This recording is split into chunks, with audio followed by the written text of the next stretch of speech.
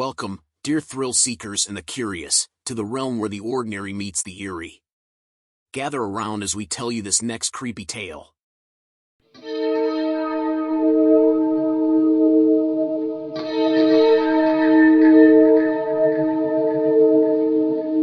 Envision a life where every move you make is scrutinized, every moment is watched.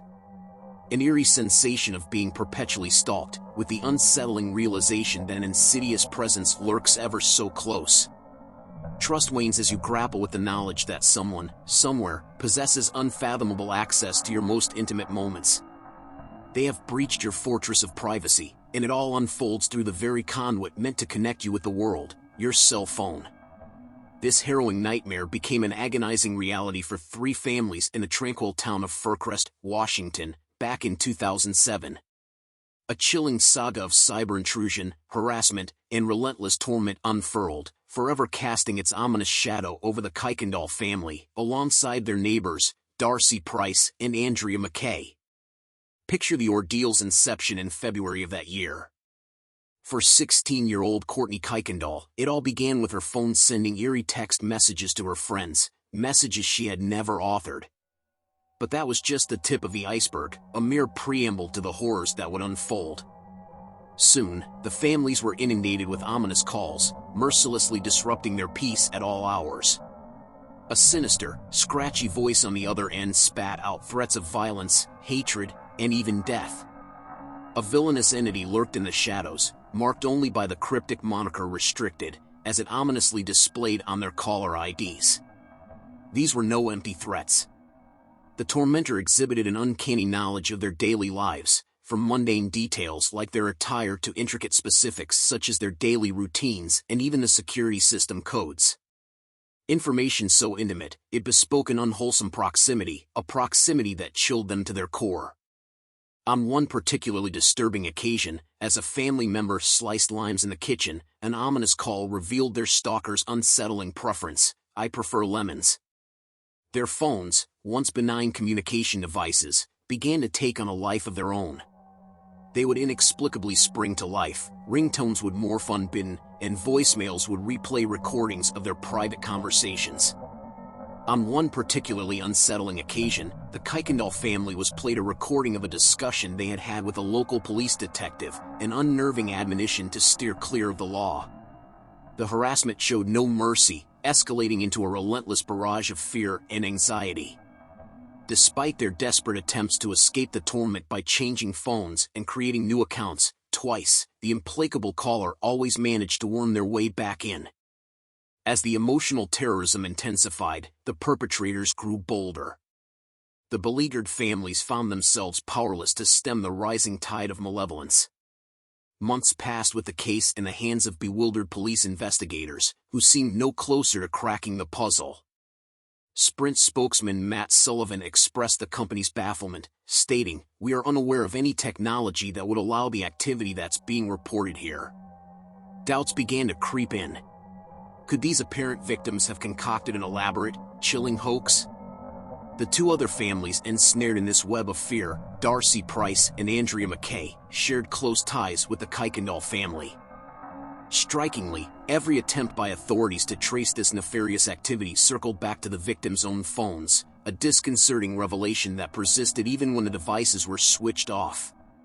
Despite the bewilderment of cell phone companies and local law enforcement, surveillance experts maintain that such a reign of terror was indeed possible. In an era of rapid technological advancement, electronic surveillance expert James Atkinson confirmed to the media that cell phones could be manipulated remotely. They could capture images and pinpoint locations with eerie precision, abilities that often left law enforcement officers grappling with technological complexities. Security experts chimed in, explaining the method known as spoofing that allowed stalkers to change their call's originating number. Former FBI agent Brad Garrett shed light on how this enabled culprits to mask their identity or location. For those with more advanced hacking skills, cell phone cloning was a potent tool, effectively granting access to every function the device offered, mirroring the control of its rightful owner. Yet, eavesdropping on phone conversations required a level of sophistication beyond the reach of most amateur hackers. Contemplating this peculiar case, Atkinson deduced that it must be a case of cell phone manipulation. Trained by the National Security Agency and called upon to testify before Congress regarding a leak of classified Coast Guard information, Atkinson was well versed in the realm of information hacking. He believed the perpetrator had infiltrated the websites of cell phone companies, masterfully manipulating the software and firmware of the victims' phones. An intricate operation, one fraught with complex nuances.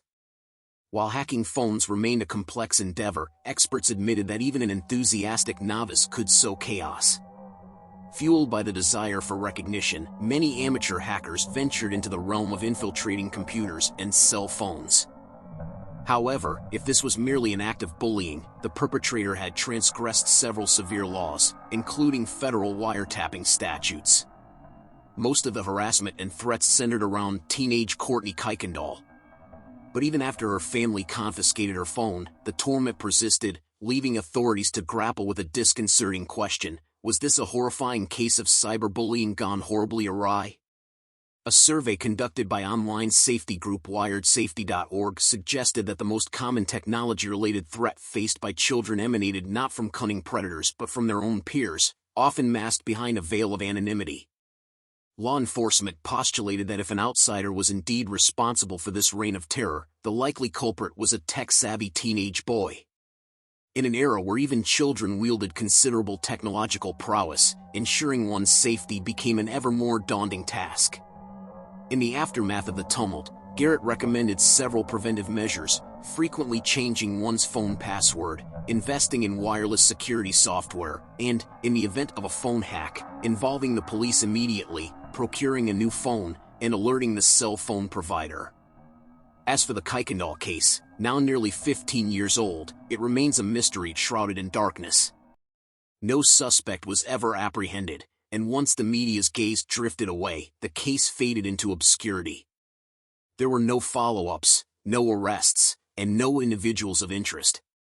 The enigma seemed to dissolve once the FBI became involved, with some sources even suggesting that the calls ceased altogether under the federal agency's scrutiny. If this perplexing saga ever reached a resolution, neither the victims nor members of law enforcement ever publicly disclosed it. Did the reign of terror orchestrated by the hacker crumble with the advent of the iPhone?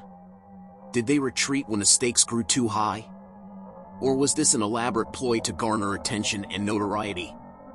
The answers to these questions remain elusive, buried within the annals of time. So, the next time you contemplate sharing your phone number, take a moment to reflect upon the potential consequences of that seemingly innocuous act.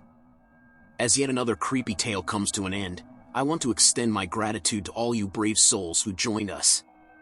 Don't forget to hit that subscribe button and ring that bell. Until then, stay curious, stay cautious, and stay safe. Remember, the night may be dark, but there's always a tale waiting to be uncovered. Good night, and pleasant nightmares. Signing off from Creepy Tales and Curiosities.